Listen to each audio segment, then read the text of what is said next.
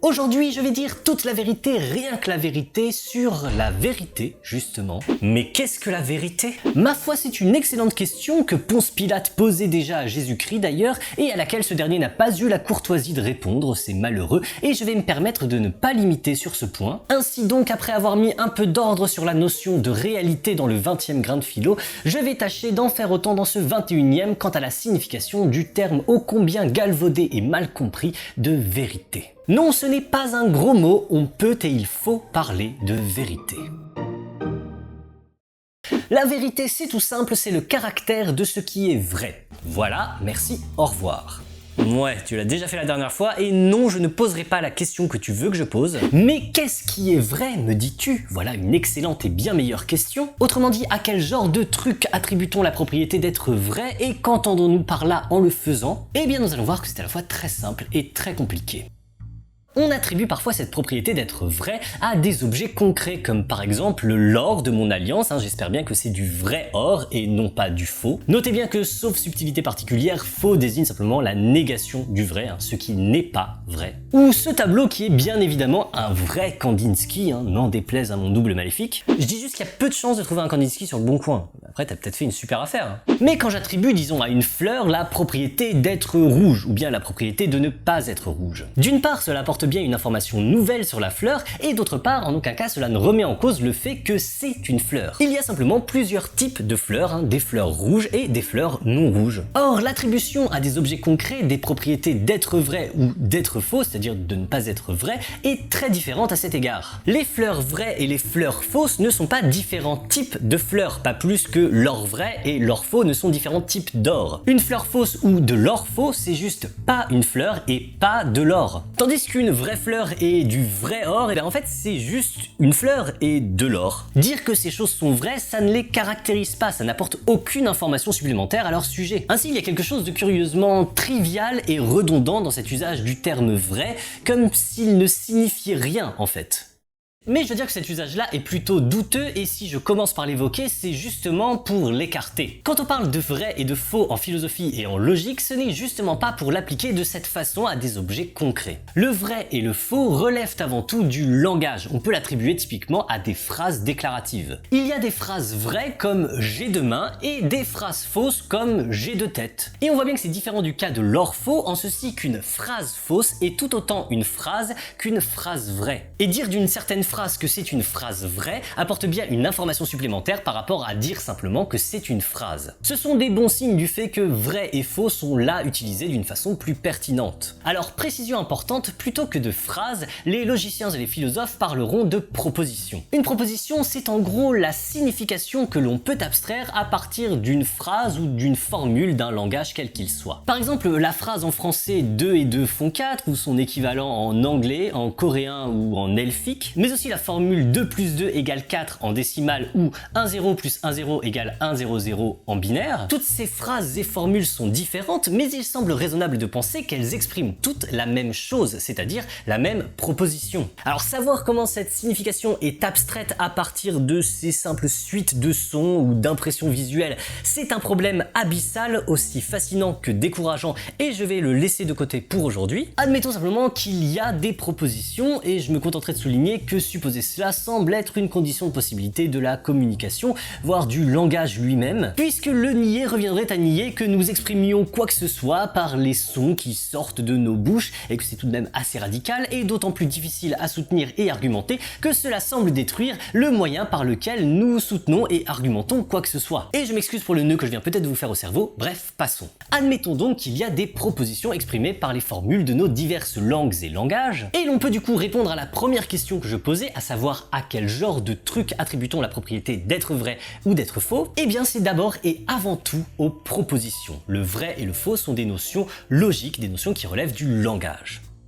Notez qu'il est courant aussi d'attribuer la vérité et la fausseté à des choses comme des croyances ou des idées, mais c'est un usage en fait dérivé. Ces croyances et idées visent des propositions. On croit que X, on a l'idée que X ou X est une proposition. Et c'est parce que cette proposition est susceptible d'être vraie ou fausse que la croyance est elle-même susceptible d'être vraie ou fausse. Et j'ajouterai sur ce point qu'il est très important de ne pas employer le mot vérité comme une sorte de synonyme de croyance ou de connaissance. Ça se révèle en particulier quand on parle de la vérité pour un tel ou qu'on dit quelque chose comme à chacun sa vérité. Ce qu'on veut dire par là, c'est toujours en fait à chacun ses croyances ou à chacun ses idées. Et ce qu'on appelle la vérité pour un tel, c'est toujours ce que un tel tient pour vrai, autrement dit ce qu'il croit ou ce qu'il prétend savoir. Et même lorsqu'on parle de vérité scientifique, la même remarque s'applique. Ce n'est jamais que ce qui est tenu pour vrai ou pour le plus vraisemblable par la communauté scientifique ou par la plus grande partie de celle-ci. Et c'est certes très bien justifié à être tenu pour vrai ou en tout cas vraisemblable,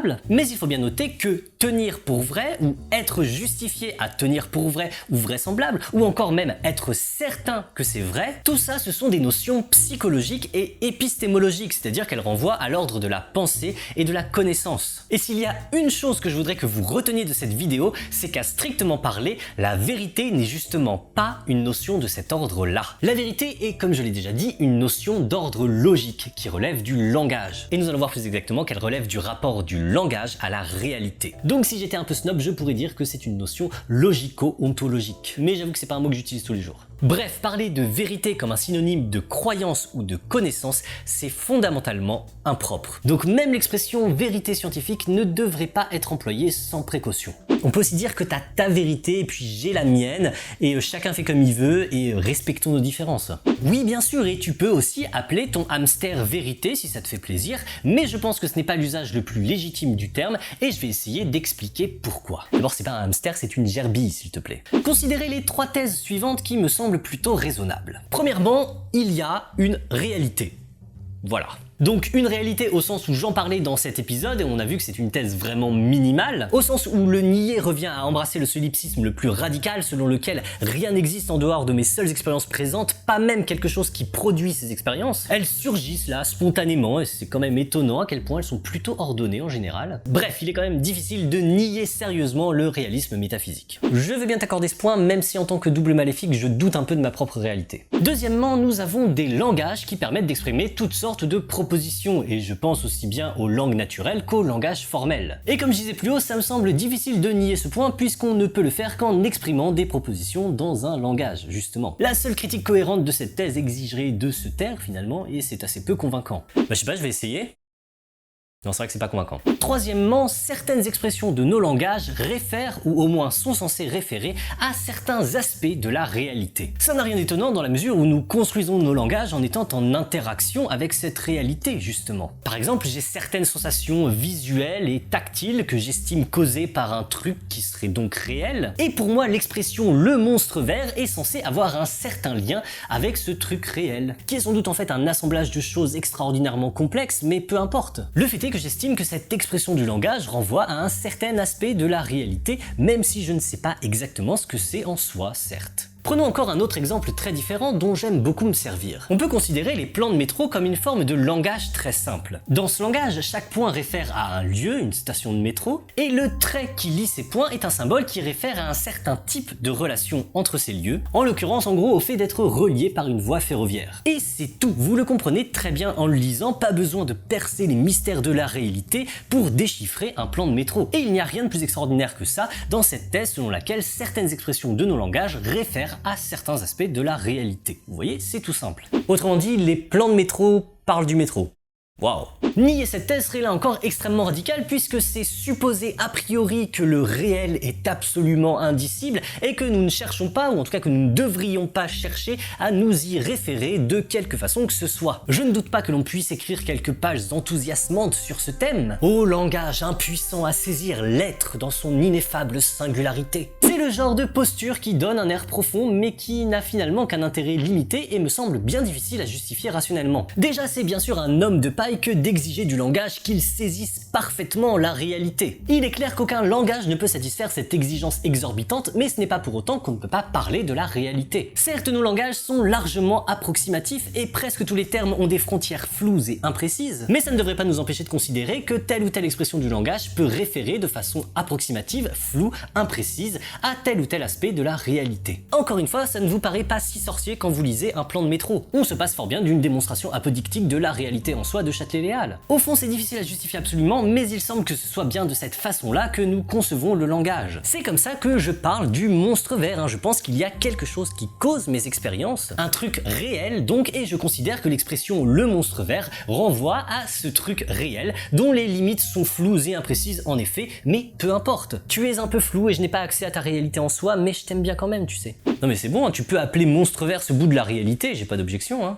Eh bien c'est parfait parce qu'une fois qu'on a accepté ces trois thèses, il est difficile de ne pas accepter aussi le point suivant, qui est le point crucial. Certaines propositions sont susceptibles de correspondre à la réalité. Alors ce qu'il faut entendre exactement par correspondre pourra varier pas mal d'un auteur à l'autre, mais je vais tâcher de vous l'expliquer simplement à partir d'un exemple. Reprenons notre plan de métro. Disons donc qu'il y a juste 4 symboles dans notre langage. 3 points qui réfèrent à des stations de métro et le symbole trait qui réfère à l'idée d'une liaison ferroviaire. À partir de là, on peut assembler ces symboles de toutes sortes de façons. Certaines seront considérées comme mal formées, c'est-à-dire qu'elles n'ont pas de sens, et les autres seront bien formées, c'est-à-dire qu'elles ont un sens, elles expriment donc une proposition. Et parmi les propositions, je vais attirer votre attention sur un cas remarquable. C'est lorsque les symboles de la proposition sont dans le même rapport que les éléments de la réalité auxquels ils réfèrent. C'est marrant, j'ai l'impression que cette phrase est excessivement compliquée alors que ce que tu veux dire est excessivement simple. Oui, c'est normal, ça fait souvent ça quand on veut parler de vérité. Ce que je veux dire, c'est que en admettant que dans la réalité, la station Châtelet est liée par une voie ferroviaire à la station Cité, qui elle-même est liée à la station Saint-Michel, et à supposer que ces 3 points désignent respectivement ces 3 stations et que le trait désigne donc cette idée de liaison ferroviaire, alors en assemblant les symboles de cette façon, on a une proposition dont les symboles sont dans le même rapport que les choses auxquelles elles réfèrent en réalité. Il y a ce qu'on appellerait en mathématiques un isomorphisme, c'est-à-dire une identité de structure entre la proposition et la réalité. Et c'est en ce sens qu'on peut dire que la proposition correspond à la réalité. Par contre, quand j'assemble ces symboles de cette autre façon, on a toujours une proposition, ça a toujours un sens, mais cette fois ça ne correspond pas à la réalité. Oui bah merci de m'apprendre à lire un plan de métro. Et c'est donc ça, juste ça, ce que je veux dire quand je parle de correspondance entre la proposition et la réalité. Et notez que puisque mon exemple concerne des métros, il est bien sûr hilarant de parler de correspondance. Ah mais oui, c'est tout à fait hilarant, mais foin de facéties et autres galéjades. Pour résumer donc, à supposer qu'il y ait une réalité, qu'il y ait un langage, et que des éléments de ce langage peuvent référer à des aspects de la réalité, et tout cela semble plutôt très raisonnable, alors il semble que certaines propositions du langage soient en mesure de correspondre à la réalité, au sens d'un isomorphisme entre la structure des éléments de la proposition et la structure des aspects de la réalité auxquels ces éléments réfèrent. En effet, ça me paraît bien tenir tout ça. Et parce que cette idée de correspondance ou isomorphisme à la réalité semble particulièrement importante et intéressante, mais que c'est quand même un petit peu long à dire, n'est-ce pas? On serait tenté de lui donner un petit nom. Que dirais-tu de vrai, On dirait que ces propositions sont vraies et que les autres, on va les appeler fausses. Ah bah oui, c'est bien trouvé ça comme nom, ça sonne bien. Et effectivement, réflexion faite, ça semble très bien se superposer à l'idée vague que je me faisais de la vérité. La vérité donc serait la correspondance ou adéquation ou isomorphisme d'une proposition à la réalité. Voilà, ça c'est ce qu'on appelle la vérité-correspondance. Et notez bien que ça ne désigne pas une théorie précise, c'est plutôt une large famille de conceptions de la vérité qui ont toutes ceci en commun de considérer que la vérité réside dans le rapport du langage à la réalité. Et cela représente la principale conception de la vérité dans toute l'histoire de la philosophie, aussi bien que dans la philosophie contemporaine encore. Mais c'est quand même un peu décevant tout ça, non? Je veux dire, en fin de compte, t'es en train de nous dire que la phrase « la neige est blanche » est vraie en vertu du fait que la neige est blanche. Merci Captain Obvious. Note par contre que ce n'est pas parce que la neige est blanche est vrai que la neige est blanche, mais c'est parce que la neige est blanche que la neige est blanche est vraie. Quoi? En fait, c'est vraiment pas compliqué ce que je viens de dire. Ce n'est pas parce que la neige est blanche... Ah oui, effectivement. C'est très simple. Je dois avouer que cette conception de la vérité a bien quelque chose de décevant, de trop simple, de trivial. Et ça pose le problème quand on essaye, comme on vient de le faire, de parler de la correspondance de la proposition à un fait, que l'on voit mal comment parler de ce fait autrement qu'en répétant la proposition. Pour parler du fait que la neige est blanche, il est visible que je mentionne la proposition « la neige est blanche », et c'est pour ça que c'est si bizarre. Il est bien difficile de s'extraire du langage pour étudier sa correspondance à la réalité, sauf en logique bien sûr, et c'est pour ça que la logique c'est magnifique, mais c'est une autre histoire. Même si elle reste largement dominante aujourd'hui, l'approche correspondantiste de la vérité reste curieusement méprisée par certains philosophes, comme s'il allait de soi que c'est une théorie naïve et dépassée. Alors que non, ça n'est absolument pas dépassé, et je pense même en tant que logicien que l'approche sémantique de Tarski et la théorie des modèles ont permis de rendre cette conception beaucoup plus solide du point de vue formel, et ce n'est ni plus ni moins naïf que les 3 thèses à partir desquelles j'ai argumenté, à savoir qu'il y a une réalité, qu'il y a des langages, et que ces langages nous permettent de parler de la réalité. C'est un peu décevant, certes, mais ce qui est naïf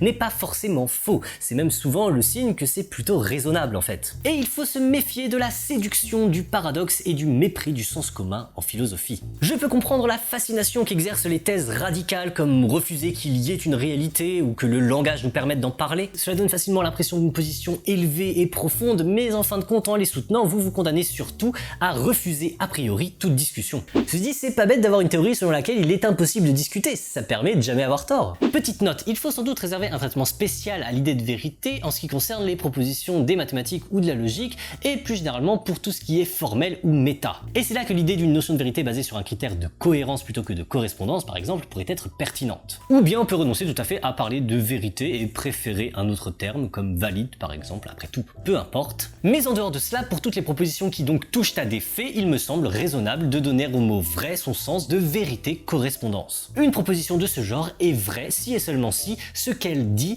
est dans une certaine forme de correspondance avec ce qui est. En somme, il y a le niveau ontologique, c'est-à-dire le niveau de la réalité avec les faits, etc. et le niveau logique, le niveau du langage avec les propositions. Et la vérité s'applique aux propositions et renvoie à un certain isomorphisme entre ce niveau logique et le niveau ontologique. Notez bien qu'en fin de compte, si vous voulez utiliser le mot vrai autrement, tant que c'est clairement convenu, eh bien pourquoi pas. Et il y a certes d'autres conceptions de la vérité, typiquement les conceptions cohérentistes ou pragmatistes. Mais je trouve pour ma part que se disputer sur la définition du mot vrai est en fin de compte assez vain tant qu'on ne remet pas en cause l'idée d'un rapport entre le langage et la réalité. S'il y a un tel rapport et en particulier s'il peut y avoir un isomorphisme entre la proposition et un fait, alors il ne sera pas incongru de souhaiter désigner ce rapport par un certain mot, et pourquoi pas le mot vrai, il semble plutôt bien désigné pour cela. Mais si vraiment vous n'aimez pas qu'on emploie le mot vrai de cette façon, parce que c'est le nom de votre hamster par exemple, ou parce que vous considérez qu'il faut réserver au mot vrai un autre usage, eh bien ne l'employez pas, mais ça devient juste une querelle verbale sans grand intérêt. Ok, mais à la réflexion je me dis qu'il y a quand même un gros problème avec ta théorie de la vérité-correspondance. Comment fait-on pour vérifier qu'il y a bien une correspondance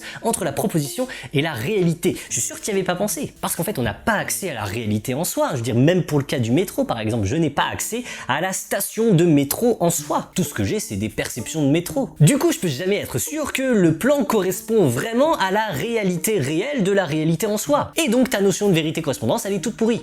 Alors ça, c'est l'objection la plus courante contre la vérité-correspondance. C'est celle que Kant notamment formulait dans un passage de la critique de la raison pure, souvent convoqué en autorité pour montrer à quel point la vérité-correspondance est une notion absurde et dépassée par Kant de toute évidence. Mais ce n'est absolument pas pertinent, parce que c'est une objection épistémologique. C'est-à-dire que c'est une objection qui concerne la question de savoir comment être justifié à croire qu'une certaine proposition est vraie. Et l'on ne voit pas en quoi cela devrait remettre en cause la notion de vérité, qui de toute façon n'est pas une notion épistémologique. C'est typiquement un cas où l'on confond en fait la notion de vérité avec les notions dérivées de tenir pour vrai ou d'être justifié ou d'être certain qu'une chose est vraie. Il n'y a rien d'absurde ou contradictoire à ce que la définition de la vérité-correspondance ait pour conséquence que nous ne pouvons pas avoir de certitude absolue quant à la vérité de quoi que ce soit concernant la réalité extérieure. C'est peut-être tout simplement un signe du fait qu'il n'y a tout simplement pas de sens à viser une telle certitude absolue. Voilà tout. Il faut juste se faire à cette idée. En somme, certes, la définition de la vérité comme correspondance à la réalité met en lumière des difficultés épistémologiques puisque nous n'avons pas accès directement à la réalité, que nous ne pouvons donc pas constater directement cette correspondance, mais ça n'est pas une objection à cette définition, tout au contraire. Espérer résoudre ces difficultés, ou plutôt les mettre sous le tapis en changeant subrepticement le sens du mot vérité, c'est aussi inutile que malhonnête. Oui, ce que nous cherchons à connaître est la réalité, et donc nous espérons que nos théories sont vraies ou au moins s'en rapprochent, c'est-à-dire qu'elles correspondent à la réalité autant que possible. Et oui, il est bien difficile de s'en assurer puisque nous n'avons justement pas accès à cette réalité. La question intéressante est alors de savoir si un certain type de justification, typiquement celle que fournit le travail scientifique,